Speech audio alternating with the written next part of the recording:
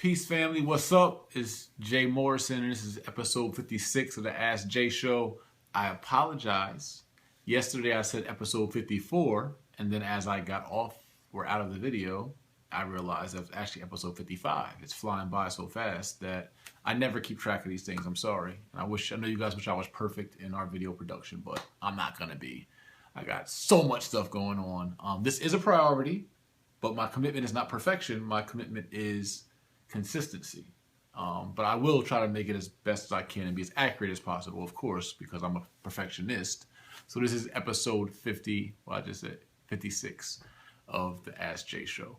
That is where you get 5 questions from me answered every single day for 90 days. We're now on our 56th day. And you also get a motivational message of the day from me just to kind of jolt some inspiration into you or just give you some life lessons that I learned that hopefully you can take away and apply to your life or pass on to others.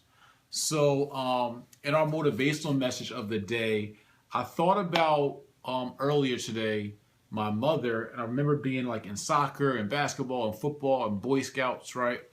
And so my mom did a really brilliant thing is that she moved us out of the hood and into the suburbs. And it exposed me to a whole different, type of lifestyle, school system, etc.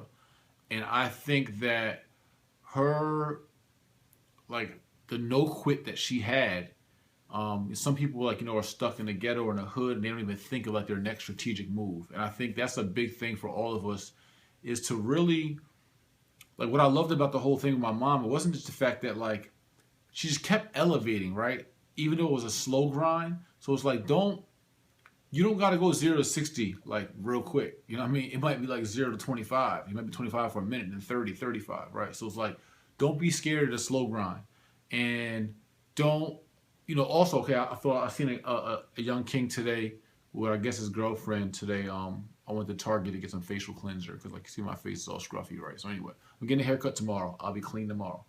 But, and seeing a young king, I was just thinking about, like, me being young. He hopped in like a Mazda, just like, a nice car. It was clean. But me, I always wanted big so fast and so much that when I was young, I sped into, even in my, not even almost up to recently, right? It's just been a life habit of me like wanting to save the world like right now. Or me wanting to have a big car right now. Me wanting to have a mansion right now. Me wanting to have $1 million right now. And I think we got to respect the slow grind. And I think that's probably part of the problem is like, and it's something that I've gotten way better at. Like I'm like great at it now compared to me growing up or just most of my adult life is avoiding the instant gratification. Like everything's not gonna be instant. Sometimes it's gonna be delayed gratification. And I respect my mom about that. Like although she got us from like one apartment that was like first she got us from my grandmother's house where it was 3 of us, literally 3, my mom, my sister, and myself, living in a small 1-bedroom, like the size of that corner right there. On a twin-size bed with our own little refrigerator in there and 1 TV. And she moved us out of that into like a small apartment. And then from that, the apartment had crazy roaches. Like we had to literally sweep roaches out the day we moved in, like a whole like wave of roaches that were dead from exterminator or whatever. But anyway, we just kept evolving, right? So then we moved from like one town to another. Then we moved to like a more inner city town, and then she kept progressing, right? Then she got us to a suburb and a low income apartment complex and a 2-bedroom. There was 6 of us in a 2-bedroom. Then she moved to a 3-bedroom where there were 6 of us. It was a little more comfortable, obviously. And then she made plans to buy a house and end up, that first house failed. Like the realtor or mortgage person jerked her or whatever that was, like some scam kind of crazy stuff. She didn't give up, went and got another, went and finally got, a house. That house started to build some family wealth. It snapped me out of the mindset of just hustling in the streets. And really, I think her purchasing that property and me seeing the value that property created in 2 years helped me really understand that there was greater businesses out there than the ones I was used to, which was drug dealing, right, was hustling. So anyway, just saying all to say is like respect the slow grind. It's like it ain't gotta be overnight. Just get there. That's the bottom line. Like it don't gotta be like my brand, my company, my school, my real estate, everything is not where I want it to be. And I get upset with that. Like, I'm not on the national stage that I want and I feel I deserve and that I can, my talents, deserve or whatever, or that, can shine. But it's cool. I'm gonna get there. And I'm gonna respect the slow grind. I'm gonna grind it out. And I want you all to take that same thing with you. So let me hop into these questions, man, because I got to keep these videos under 15 minutes, or then I got to break them up and do more editing, and it's just more work on me. So let's get through this. I talk too much. It's a damn problem.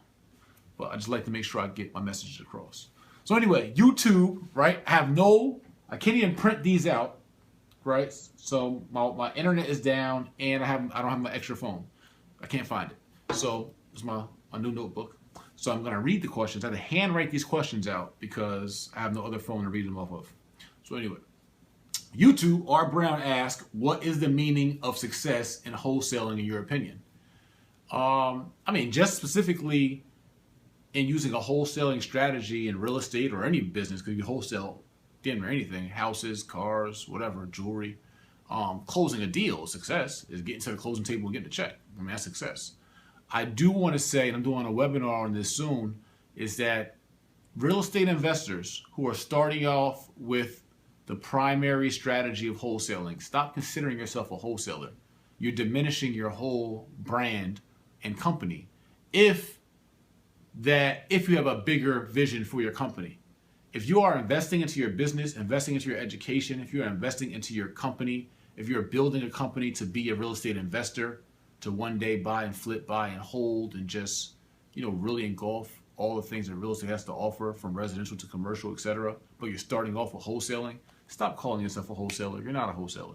You're a real estate investor. You're just using a wholesaling strategy, right? So give yourself the platform you deserve. Twitter, at Sturbank ask, at Mr. J. Morrison, what are your thoughts on the Republican candidate Ben Carson, him being a black man from Detroit? I'm very disappointed in Ben Carson and the likes of people like him who, one, he just seems so out of touch. I don't think he's a very good presidential candidate. I don't think he's really sharp. He's sharp like Dr. Sharp, but I don't think he's really sharp like on his toes. I don't think he's really that much of a critical thinker. I think that he's more of a distraction, to be honest. And what I most don't like about Dr. Ben Carson is that as harshly as he talks, I won't even say down to, but it is down to, but I won't even say that. As harshly as he reprimands black people for what they should or shouldn't be doing, I never see him reprimand the American government and the system that has put black people in the condition that they're in. So if you could have the balls and you can have the gumption to talk straight to black people and about being better dads and pulling your pants up and getting a better education and doing for self, which I'm all about doing for self, as you guys know. But there is a dual conversation. If you can be that straight talk with the black American people, you should be able to be that straight talk with the European American people, or just the American system in general, about the plight of black people, and that we all got a part in our condition, just not us. We ain't put ourselves in this, but we are allowing ourselves to stay in this, which is the problem. So you got to be able to have both conversations. If you can't do that, that means you're just appeasing one side, and by putting your people down to appease another side. And to me, that's selling out. That's that Uncle Tom-ish that we don't like. YouTube, Jamal Lightborn asks, why do you think Africans were the victims of slavery in America? I love all the social questions. We get a mix of like real estate, social, like that's Ask Jay, that's me, right? So that's another thing, man. Just be transparent, be you. Like don't even waver. Like God wants you to be you. You unique. Be your damn self, and that's me. I'm being me. I don't need you to be the real estate guy. That's not me. I'm real estate, business, social, Black Robin Hood, all that good stuff. So anyway, Black Superman. Why do you think Africans were the victims of slavery in America?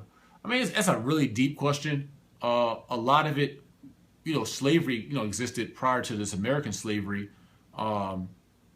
So Africans were enslaving each other all throughout Africa and allowing the Arabs to enslave them, and Arab Muslims, and et cetera, et cetera. Most of it was due to tribes that were clashing and fighting and warring. And but the reason why the European Americans were able to come in so aggressively is because Africans were greedy. The ones who were in power were greedy, and they were exchanging people for guns and people for resources. Because the American people saw a lot of value in the minerals of Africa, right? Like all the food and diamonds and gold and all that kind of stuff. But they saw a lot of value in the people of Africa. And so they started trading for those, and people that were being greedy and being naive to this larger plot, really allowed this to go on, and was opening the door to that kind of evil. Allowed it to really progress the way it did. And then as it got over to America or the Americas, South America, Central America, North America, it was a different kind of slavery than people have ever seen. It wasn't like okay, it's you're a tribal captive, so I'm going to make you work and, treat you kind of poorly. It was a really, it was based on race. It was based on the belief that these people were less than people. That's where it got really, not slavery in general was bad. It's horrible, but it got really, really, demonic damn near, basically, and really evil when you started looking at people and a whole culture looking at people as if they were less than people, that they weren't people. It was written in law. It was written in American law that we weren't even people, that we were property, chattel property, right? So that's where it got really bad. But we allowed it, Africans allowed it to happen to themselves because of the culture that we created in Africa. And we got lazy. We were so comfortable with all the resources that we had. And life was just so good. You're in the sun, you got all fruits, vegetables, like everything around you that you needed. And we got lazy. And we put our guard down. We got comfortable. And that's what happens when you get comfortable. So we can't get comfortable. IG at ReC15 asks, what up, Jay? When buying a multifamily home using a loan, do you have to be an occupant in that home to qualify for the loan? No. You can get a loan as just an investor. You don't have to be an occupant to get a loan for a property. You can get an investor loan. So you don't have to be. Facebook.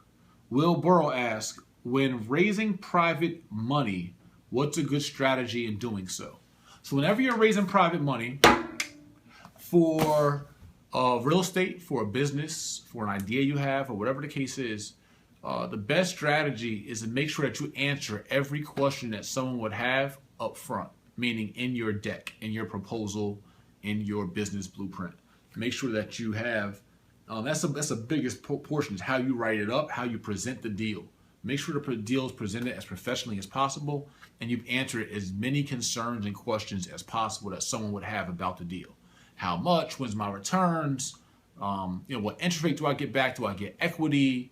How long is a loan for? Or how long is the partnership for? What kind of returns do you expect on the property? What kind of profits? How much am I in it for? Is it rented, not rented? Is it a new business? Do you have experience doing this? Who's your partners? Like, there's a lot of information you have to put into really satisfying a savvy investor on, where they should park their money, or if they should park their money with you. So the biggest thing is packaging your deck. Google some, look at other people's decks, and basically just copy them, mimic them, take out what you don't need and use what you do need. But that's probably one of the best pieces of advice I can give you. So anyway, that's Ask Jay, episode 56. I feel good that we got it out the way, and I'll be back tomorrow, again, God willing. And make sure that you like the video, share the video, subscribe to my YouTube channel if you're not subscribed, and comment below on the videos. I'm just here to be me, be a servant, offer information, offer advice. We do have a coaching special. So if you guys who watch this in the next 24 hours, check your emails. You should be on my email list, jmorrison.net, or jmorrisonacademy.com, where you can get your free Wealth DNA kit, which is a daily budget, monthly budget, weekly budget, a financial net worth calculator, and a dream life expense sheet to see what your dream life actually costs you. So on those email lists, though, there is a special email we sent out for a coaching option. That's just a 24-hour opportunity. Make sure you take advantage of that. And we are enrolling now for the J. Morrison Academy all the way up and through January 16th. Classes start January 8th, 2016. All right, see you tomorrow.